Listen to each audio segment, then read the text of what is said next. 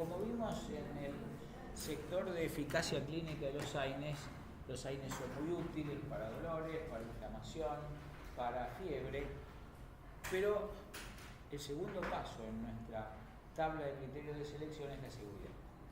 Y realmente los AINES tienen muchos problemas de seguridad. Es decir, la inseguridad de los AINES es realmente muy significativa y debe ser tenida en cuenta porque en algunas situaciones la posibilidad es que los problemas de seguridad superen los beneficios. Por lo tanto, y esto se basa en lo que analizamos en los aspectos generales, son tantos los sitios donde hay prostaglandinas que cuando yo interfiero la síntesis de prostaglandina espero que pasen muchas cosas y gran parte de esas cosas no son beneficiosas. Los lugares más críticos para analizar son la parte gastrointestinal, el aparato cardiovascular, las hemorragias, el deterioro de la función renal, la hipersensibilidad y los daños que se pueden producir en distintas etapas del embarazo. Esos serían los puntos claves a analizar con respecto a los AINES. Cuando nosotros miramos el impacto de todo esto, en este gráfico pueden observar que el impacto de las lesiones digestivas categóricamente es uno de los más significativos y una de las principales problemáticas de los AINE son las lesiones digestivas y por lo tanto ese debe ser un foco importantísimo a considerar. No porque las otras no sean importantes, sino que proporcionalmente son mucho menores que el impacto que tienen las lesiones digestivas. Bueno, entonces, de los puntos que decíamos, hemorragias. Los AINE, ¿por qué? Porque producen antiagregación plaquetaria, aunque sea transitoria, en el sentido que no es irreversible como la aspirina, el uso de AINES persistentes genera una disminución de la agregación. Y esto hace aumento del riesgo de hemorragias y aumento de, sobre todo, hemorragias en piel con equimosis, que eso a veces es muy molesto para el paciente porque ve pequeñas lesiones, que no son cosas graves, pero sí son significativas. Un inconveniente es que no podemos utilizar el tiempo de sangría como predictor de qué está pasando con los AINES, de manera que no tenemos manera de probar claramente el impacto de los AINES. Puede ser que el tiempo de sangría esté prolongado por el AINE, y claro, si está tomando AINE y lo tiene prolongado, digo, perfecto, es por eso, pero el paciente puede tener riesgo de hemorragia aunque no prolongue el tiempo de sangría, a eso me refiero. Un tiempo de sangría normal no me dice que el paciente no pueda tener algún inconveniente por el sangrado con los AINES. No todos los AINES son iguales en el riesgo de hemorragias. Como ven, la aspirina es el más significativo y cuanto mayor sea la duración del AINE, es razonable que nos va a tener más tiempo inhibida la función plaquetaria y por lo tanto el riesgo va a ser mayor, de manera que la aspirina es especialmente el importante y los otros AINES según dirección de acción. Como ven en verde está el paracetamol, los COX-2 selectivos y un AINE de poco uso, pero que en este pareciera tener menos problemas, que es el clonicinato de lisina. De manera que el paracetamol, clonicinato de lisina y los COX-2 selectivos no traerían problemas en cuanto a favorecer fenómenos hemorrágicos.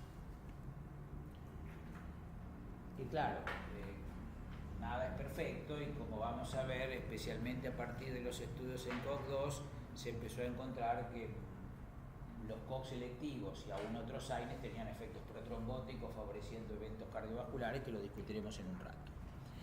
Y esto lleva a un planteo. Si el paciente está tomando aspirina y se tiene que operar, ¿qué hago?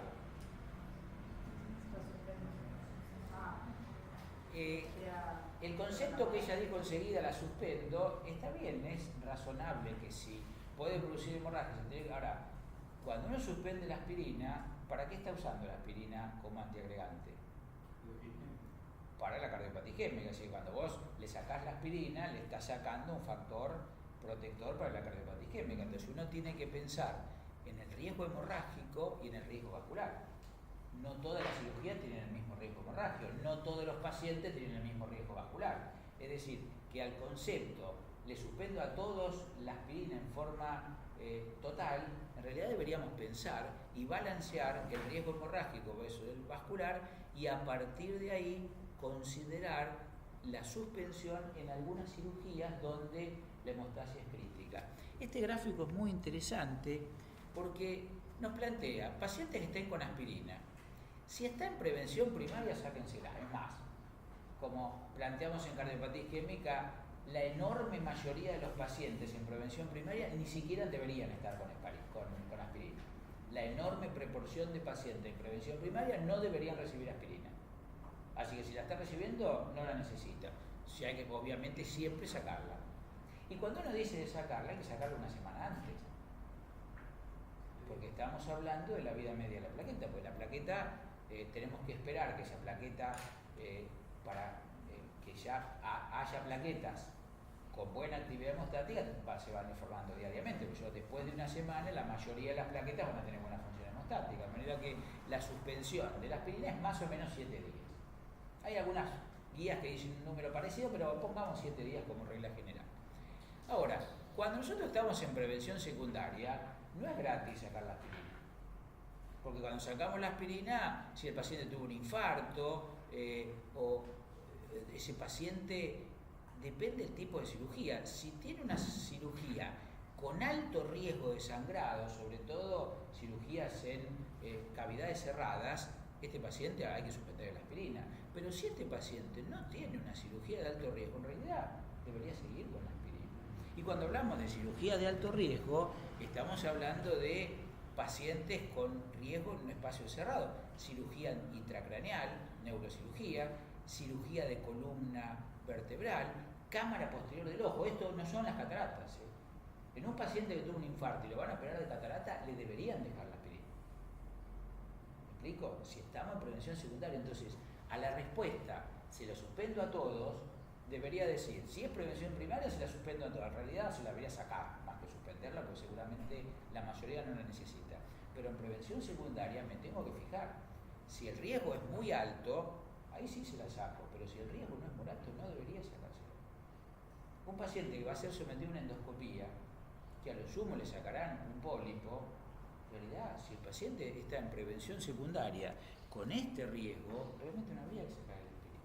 Por lo menos yo les quiero traer esto a la discusión, para que ustedes no digan rápidamente se la saco a todos. Sáquensela cuando se justifique. Después veremos esto para en 2-3 años, cuando ustedes estén haciendo la actividad médica, seguramente las recomendaciones van a tener algún ajustecito, pero el concepto no va a variar. El concepto es ese, y lo que hay que hacer es suspender las condiciones donde el riesgo hemorrágico sea mayor del riesgo isquémico. Entonces, ante la cirugía, cuando hay que suspenderla 7 días antes. Otros AINES 2 o 3 días antes, en general el ibuprofeno solamente 24 horas antes, y ahí no tiene ningún tipo de inconveniente en modificar la hemostasia. El paracetamol, obviamente, no hay absolutamente nada, y ya rápidamente, a las 24 horas de la cirugía, el paciente debería volver a estar antiagregado, porque, insisto, no es gratuito dejar la aspirina en una prevención secundaria. Y ahora vamos a lo que es la vedette del riesgo de los AINES, que es el riesgo gastrointestinal. El riesgo gastrointestinal, particularmente, empezamos a hablar de la parte gástrica, de la parte alta del tubo digestivo.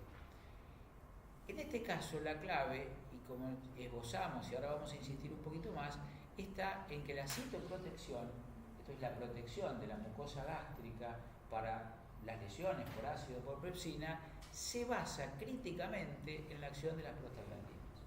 Por lo tanto, cuando nosotros inhibimos las prostaglandinas, predisponemos al paciente a erosiones y a úlceras gástricas y duodenales, predominantemente gástricas, predisponemos a sangrado, predisponemos a perforación.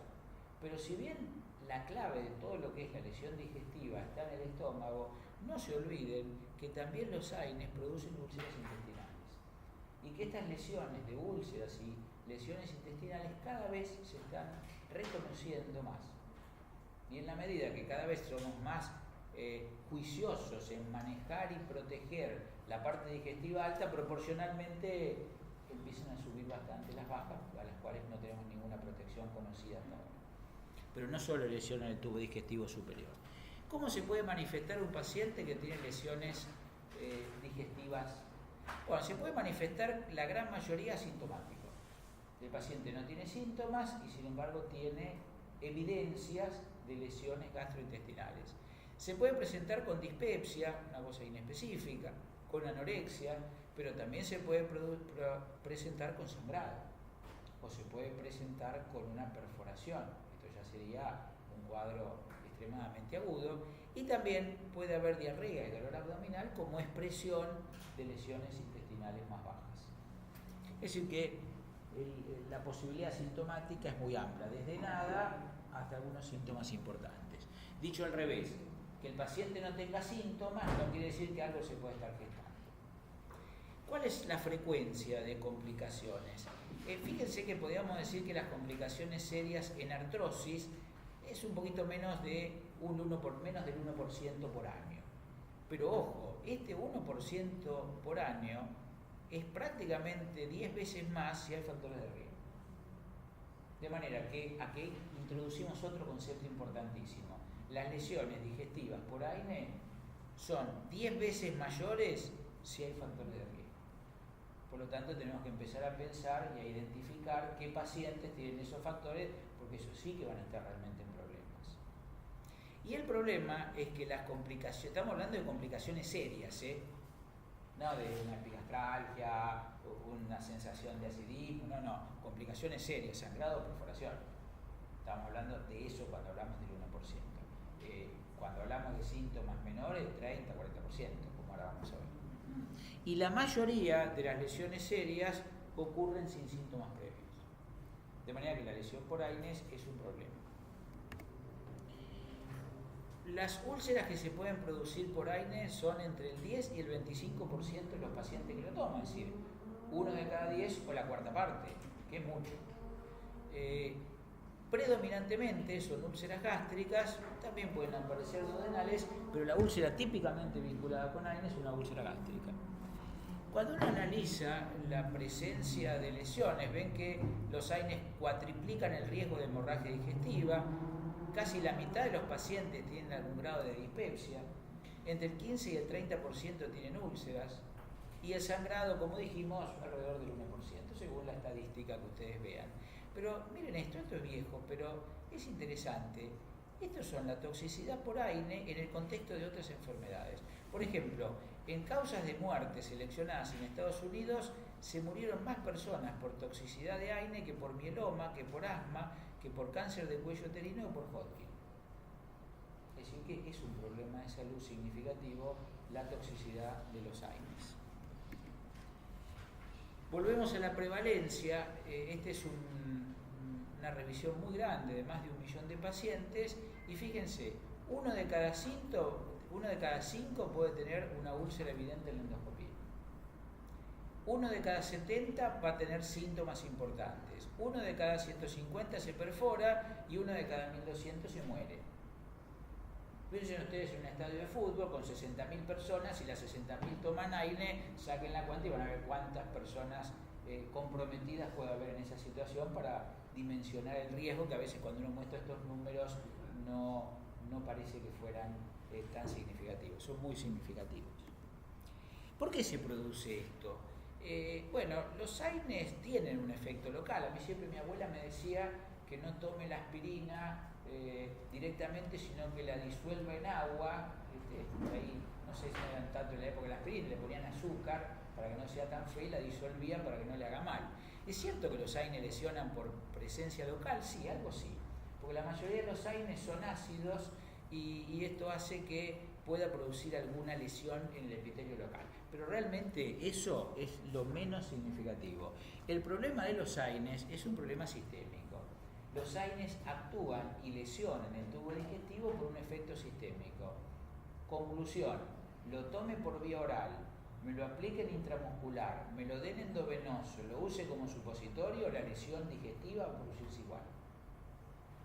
Esta es la clave que tenemos que tener. Ninguna vía de administración disminuye las lesiones que pueden dar los AINES.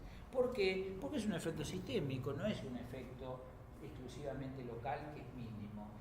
¿Qué quiere decir esto? Que como vemos, los mecanismos de citoprotección, como acá uno de ustedes señaló, la barrera de moco es fundamental para tratar de evitar la retrodifusión de hidrógeno. También lo es la barrera epitelial, donde las células resisten al pasaje, si se rompen se restituyen, etc. Y el flujo sanguíneo que le aporta todos los nutrientes y elementos para la mucosa. Todo es manejado por prostaglandina. Cuando no hay prostaglandina se alteran todos los pasos de la citoprotección.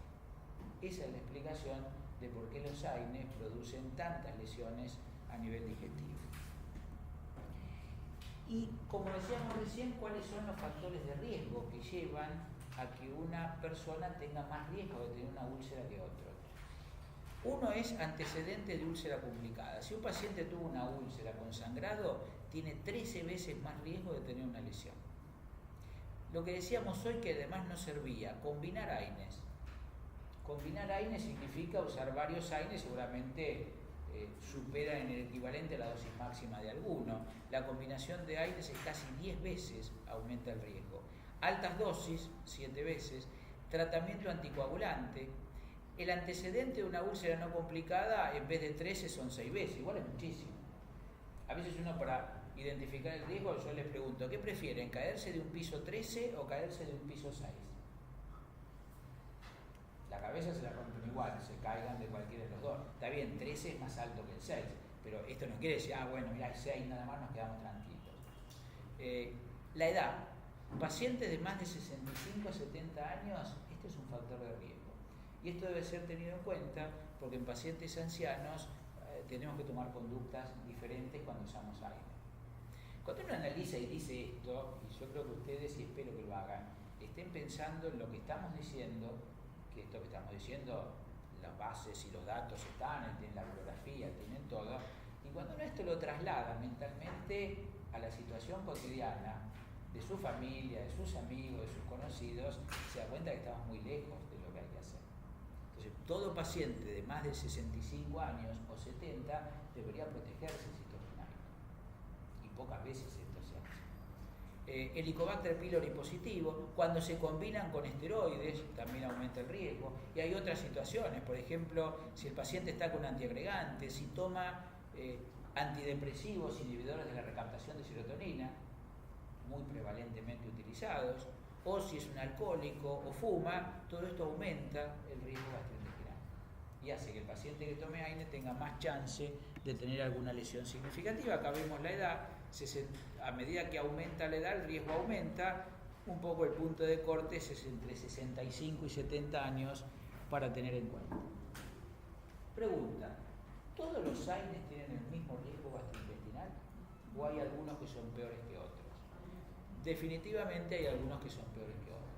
Si nosotros nos fijamos en este estudio, los peores fueron el piroxicam, que ya casi no se usa, y el ketorolac, que sí se utiliza y demasiado. Como ella dice, el piroxicam tiene varios ejes, pero principalmente en odontología, absolutamente injustificado. Se utiliza el ketorolac, que como ven es el que tiene más riesgo de lesiones digestivas.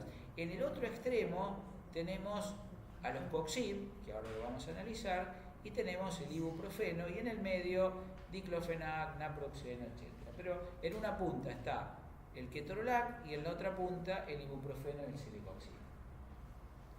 Esto no solamente es así, sino que los AINES tienen diferente grado de lesión digestiva según el AINE, sino que además, y esto es más que razonable, según la dosis. El ibuprofeno dijimos que era el que tenía menos riesgo, pero fíjense qué pasa cuando uso la dosis más alta. Aumenta. De manera que hay AINES más problemáticos que otros, pero aún los AINES menos problemáticos, si yo aumento la dosis, el riesgo aumenta. Entonces, el riesgo digestivo depende del tipo de AINE y depende de la dosis. Hay AINES peores en cuanto a lesión digestiva, y cualquier AINE, cuando le aumento la dosis, aumenta sustancialmente la lesión digestiva. Entonces, como resumen, uno podríamos decir que, y esto también es bueno poner esto, que es el riesgo que aumenta. Ningún AINE es seguro. Cuando hablamos del más riesgoso o el menos riesgoso no es que no tenga riesgo, claro, comparado con el otro tiene menos riesgo, pero no es que no tenga riesgo. Fíjense ustedes, los que menos riesgo tienen, como el celecoxib y el ibuprofeno, duplican el riesgo. duplican el riesgo. Pero el piroxicam y ketorolac lo aumenta por 5 el riesgo. ¿Queda claro esto? Entonces tenemos ibuprofeno y coxib en los más bajos, en el medio diclofenac, vamos a elegir algunos, diclofenac, después naproxeno y finalmente ketorolac. El bajo riesgo se pierde cuando se eleva la dosis y esto es otro dato fundamental. El riesgo digestivo ya alcanza el máximo nivel después de un mes de uso, no es que lo tengo que usar 6 años. Ya al mes de estar usando un aire tengo el riesgo máximo de lesión digestiva, que se va a mantener todo el tiempo que lo tome, pero ya al mes tengo el riesgo. Justamente por el riesgo digestivo es que surgieron los coxib. Los coxib son inhibidores selectivos de la COX-2. Y entonces se pensó que, bueno, ya que los COX-2 inhibidores COX-2 son más selectivos para la COX-2, voy a alterar menos la gástrica, que es constitutiva, y seguramente voy a tener menos lesiones. Hubo estudios, como este estudio CLASS, y este es muy interesante que lo analicemos, gastemos un minuto, no lo perdemos, al contrario. Fíjense, ¿qué muestra este estudio? Que úlceras complicadas y complicaciones de úlceras más úlceras sintomáticas. Ustedes ven que esta P es significativa. Entonces, cuando ponemos a todos los pacientes, fue menos problemático el coxib que el ibuprofeno o el diclofenac. Cuando ponemos las complicaciones, esta P no es significativa. Y estos son tasas extrapoladas según los resultados a los 6 meses. Y a los 6 meses dijeron, no, el estudio está dando fenómeno, o mejor dicho, está dando esto, cortémoslo. Pero fíjense qué pasa cuando se toman las tasas reales a los 12 meses. ¿Qué pasó con la diferencia? Se achicó significativamente. Esto fue una gran discusión, hubo una acusación de fraude por el hecho de este estudio, porque claro, si se presentan las tasas a los 12 meses, que era lo que querían hacer, en realidad no había diferencias sustanciales. Como las presentaron a los 6, las diferencias crecieron. Vale la pena analizar esto. Bueno, pero lo cierto es que después aparecieron otros estudios, Rofecoxib, donde fíjense, comparado con naproxeno, una clara diferencia entre la aparición de lesiones digestivas con los coxib. Este estudio también, comparado los coxib con otro, claramente era menores las complicaciones, pero empezó a aparecer esta situación que está marcada abajo en amarillo. La ventaja de los coxib se pierde si se usa aspirina no antiagregada. De manera que los coxib claramente se empezó a ver que tenían menos lesiones digestivas, pero que se perdía si se usaba aspirina. Metaanálisis adicional, bueno, lo mismo, menos incidencia de complicaciones, menos úlceras y complicaciones, y en presencia de aspirina no hay diferencias. Es decir, que carecían de beneficios si se utilizaba aspirina. Pero igual no se debería ¿Y si el paciente está antiagregado? No, yo no digo combinar aspirina para decirle doy un coxib más aspirina, pero el paciente está antiagregado con aspirina porque tiene una enfermedad coronaria. Y si le das un COX-2 con la idea de que tenga menos lesión digestiva, va a seguir con lesión digestiva. Va a ser igual que si le das cualquier AINE. No sé si es claro el concepto. Bueno, todos dicen más o menos lo mismo. Conclusiones. Los coxib, menor número de úlceras, menor número de complicaciones severas, perforación, obstrucción o sangrado, pero la ventaja se pierde si se usan dosis antiagregantes de aspirina. Y además, los coxib son heterogéneos, es un grupo, pero son heterogéneos. Algunos demostraron más, otros demostraron menos. ¿Qué hacer cuando aparece o para que no aparezca una lesión por AINES?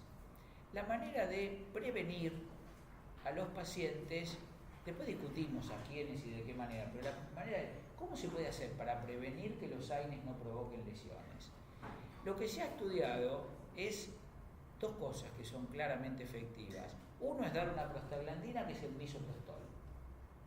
El misoprostol ustedes lo conocen de otro lado. El misoprostol es una prostaglandina y, como dijimos, contrae el útero, es el agente utilizado como elemento abortivo.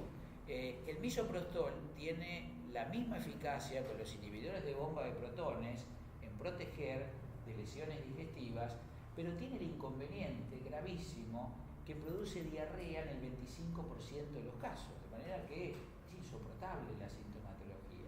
Por lo tanto, es muy raro que alguien utilice como prevención de la lesión por ácido misoprostol. Realmente, además, en nuestro medio el misoprostol, si bien se vende en un preparado que tiene diclofenac y separadas las pastillitas, en realidad el misoprostol se utiliza exclusivamente como elemento abortivo, por lo tanto no tiene una difusión significativa, pero bueno, independientemente de eso, los efectos adversos son tan importantes que nadie lo usa. Concretamente, cuando ustedes necesiten prevenir y tratar lesiones gastrointestinales por AINE, hay que dar un inhibidor de bomba de protones.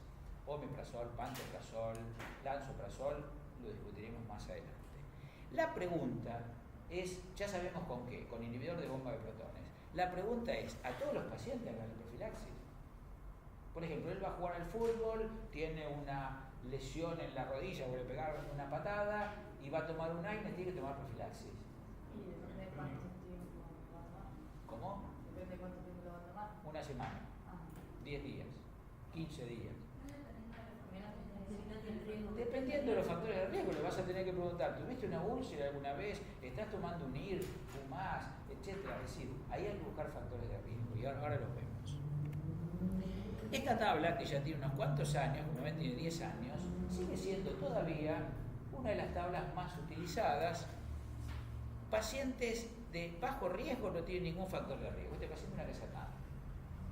Paciente de alto riesgo tuvo una úlcera complicada, especialmente reciente, o que tenga más de 2 factores de riesgo. Se consideran factores de riesgo para esta tabla más de 65 años, altas dosis, historia de úlcera no complicada, ojo, si es complicada ya te lo ponen alto, o uso concomitante de aspirina, de corticoides o anticoagulantes. Ustedes si quieren acá le podrán agregar IRS. Entonces, si hay más de un factor de riesgo o más de un factor de riesgo, este paciente, esto sí necesita profilaxis.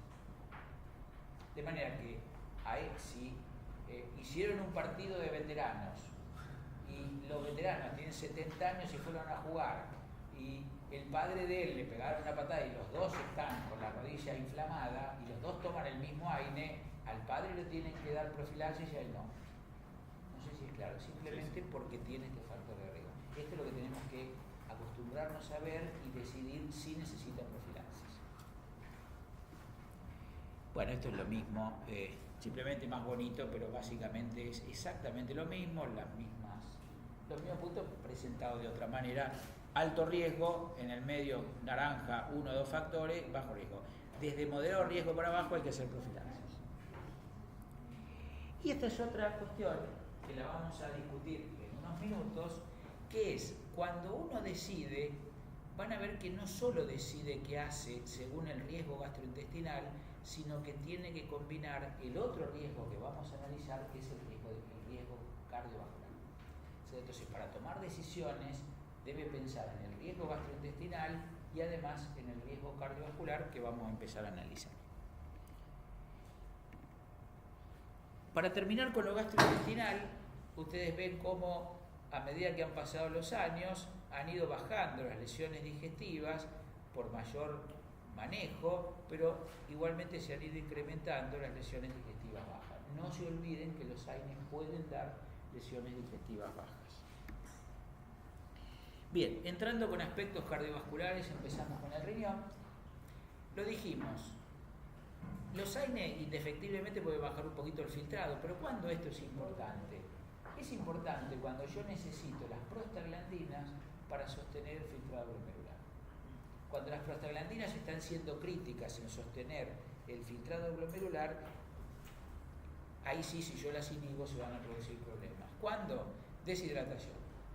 Y esta palabra deshidratación, por favor, consideren, les va a pasar cuando empiecen a hacer guardias y demás, muy frecuentemente los pacientes que vienen del quirófano vienen contraídos de volumen. No por una deshidratación grave, pero vienen contraídos de volumen.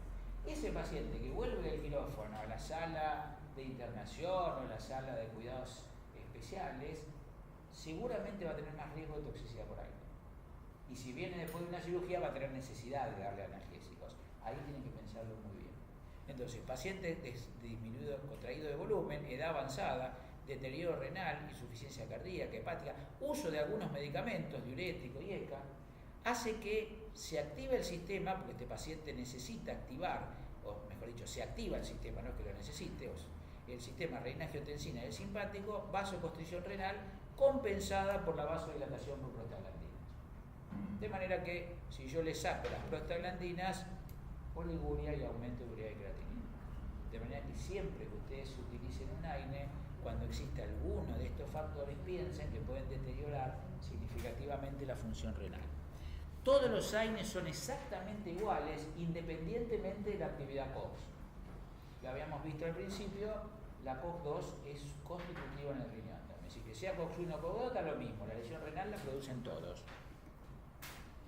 Conductas, cuando tengan que usar un AINE, midan que no se deteriore la función renal, y si el paciente tiene deterioro de la función renal, traten de usar paracetamol. Cuando exista la posibilidad, traten de usar paracetamol porque no tiene lesión renal el paracetamol. Los AINES retienen agua y sodio, lo habíamos hablado cuando hablamos de insuficiencia cardíaca y cuando hablamos de hipertensión arterial. Retienen agua y sodio, producen edemas, empeoran la hipertensión. Fíjense, los AINES al menos duplican el riesgo de insuficiencia cardíaca, cualquier COX aumenta el riesgo, duplica el riesgo de insuficiencia cardíaca por retención de agua y sodio. Lo habíamos planteado cuando hablamos de insuficiencia cardíaca, que estaba contraindicada la utilización concomitante, o era una precaución importante la utilización concomitante. También lo vimos cuando discutimos hipertensión, que le interfieren con los antihipertensivos, especialmente con tiazidas a bajas dosis y con IECA y ARA2. Fíjense que le quita 5 o 6 milímetros, esto es la mitad del efecto. Es decir, que conceptualmente le quita casi la mitad del efecto a los antihipertensivos, especialmente tiazidas, IECA y ARA2. Y ahora sí, vamos a entrar al tema del riesgo cardiovascular. Habíamos señalado cómo los COX-6 en la última época de los 90 y los 2000 empezaron a producirse significativamente y vieron que tenían menos lesión digestiva. Es decir, si yo como empresa fabricante de un AINE encuentro un AINE que no lesiona el tubo digestivo, se imaginan que alguien diría, esto es fantástico. Como vamos a ver, el desarrollo de esto llevó a ventas millonarias en millones de dólares con estos medicamentos. Decían, encontramos los AINES que no producen lesiones digestivas. ¿Pero qué encontraron? Que sí, bajaban a la mitad las lesiones digestivas, pero ¿qué pasaba con Rofecoxib?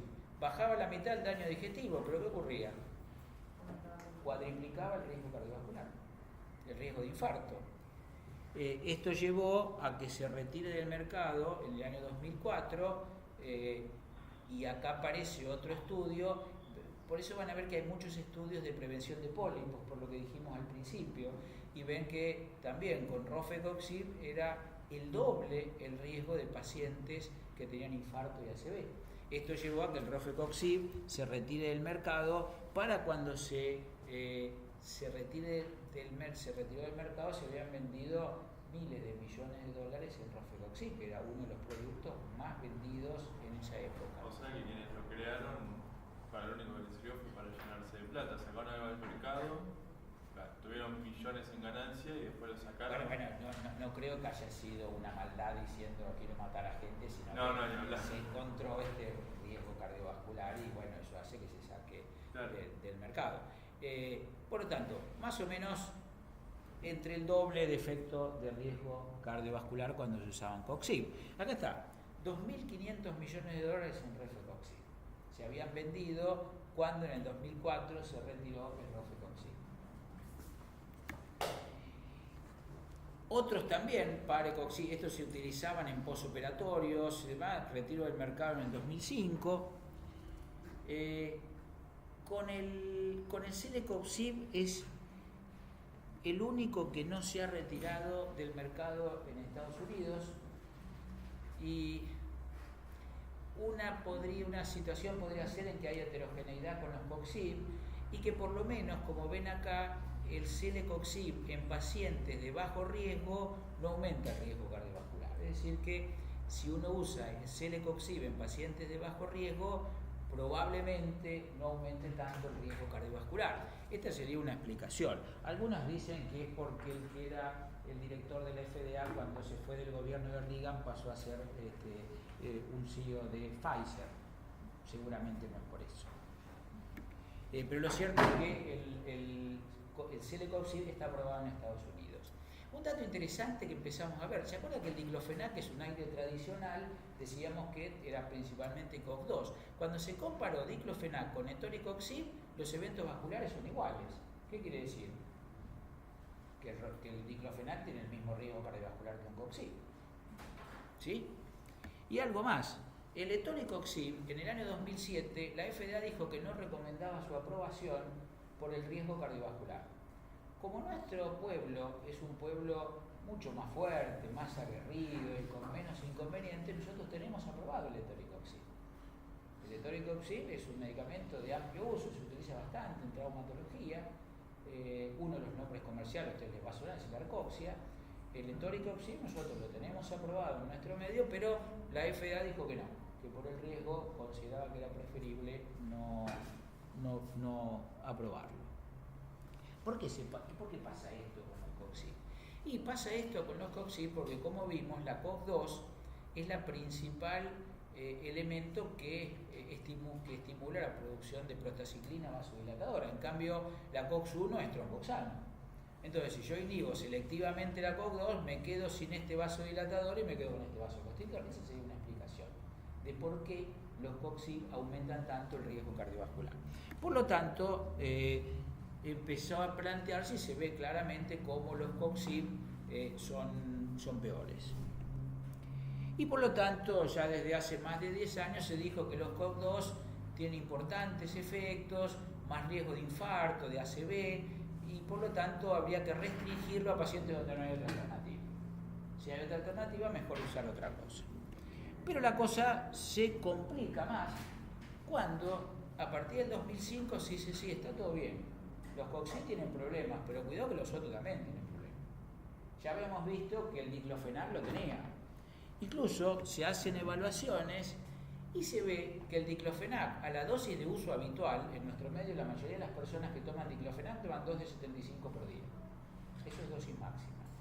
Se ve que el ibuprofeno a dosis mayores del 2400 también. Lo que pasa es que esta dosis con ibuprofeno es muy difícil de alcanzar. La mayoría de las personas que toman ibuprofeno toman 400 3 veces por día, 602, rara vez 3. 6 por 3, 18. Es muy difícil que alguien tome 800 3 veces por día. Ojo, hay, pero lo más probable es que el uso habitual del ibuprofeno son dosis más bajas que las que aumentan el riesgo cardiovascular. Y acá encontró algo interesante, por lo menos hasta la evidencia que hoy tenemos, que el naproxeno, aún a la dosis completa, la dosis máxima de naproxeno es 1000 por día, no aumenta el riesgo cardiovascular.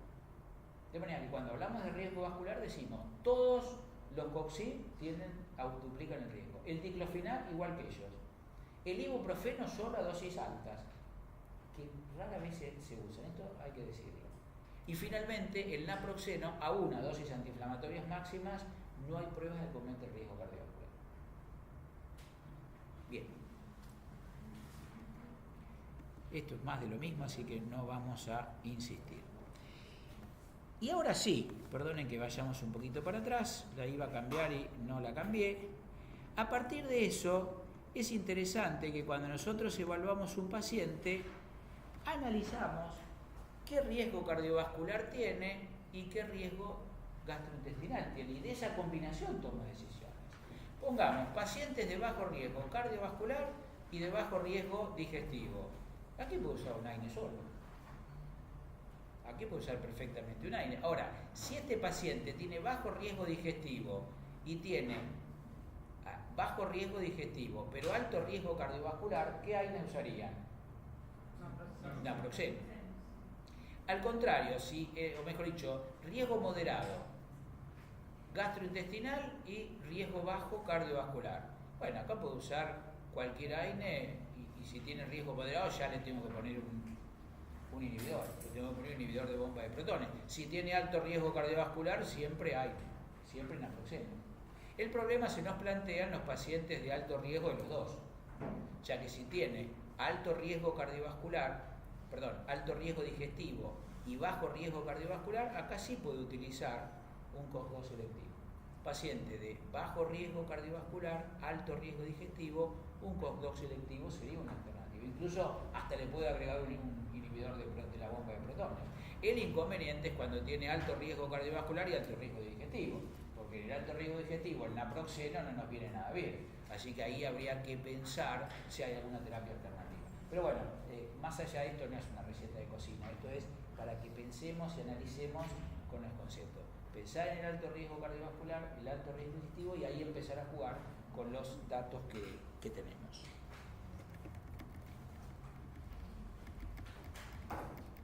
Otros efectos adversos en el sistema nervioso que son muy raros, sobre todo con la indometacina, pero sí quiero hablar de la hipersensibilidad.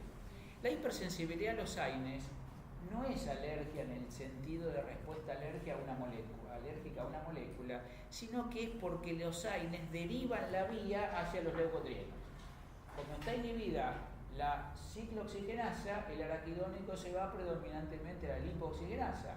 Leucotrienos, respuesta de tipo de hipersensibilidad. La prevalencia en el adulto es entre el 2 y el 20%, especialmente pacientes asmáticos, y puede dar de cosas muy simples como rinitis urticaria, pero ojo que puede dar angioedema, que puede ser muy grave, o asma y en el peor de los casos un shock anafiláctico. Cuando ocurre entonces con un AINE, esto va a ocurrir con todos los AINES. Si un paciente tomó ibuprofeno y tuvo esto y toma naproxeno, le va a pasar lo mismo. Si toma diclofenac, que es de otro grupo farmacológico, le va a pasar lo mismo. ¿Es claro? De manera que no es un problema de molécula, es un problema de mecanismo de acción. Lo que se vio es que el paracetamol puede ser una buena alternativa, ya que la posibilidad de que reaccione es ínfima. Y los COXIB en algunos pacientes pueden ser considerados. La posibilidad de reacción cruzada con COXIB, no se sabe bien el mecanismo, pero parece ser menor y bajo estrictas normas de cuidado se podía considerar un COXIB para esta situación. La reacción cruzada es baja, hay pruebas internacionales con celecoxib, en nuestro medio en el Hospital Rossi se hicieron pruebas con etoricoxib, nosotros lo disponemos, y realmente la posibilidad de reacción cruzada no es tan alta. Bien, cuando hablemos, vamos a parar acá, y cuando hablemos de los distintos medicamentos en forma puntual, en conveniencia y aspectos particulares, vamos a discutir algunos efectos adversos especiales como la famosa granulocitosis de la dipirona, la hepatotoxicidad del paracetamol, eventualmente del diclofenac, como elemento. Lo vamos a hablar puntualmente en la situación de cada uno.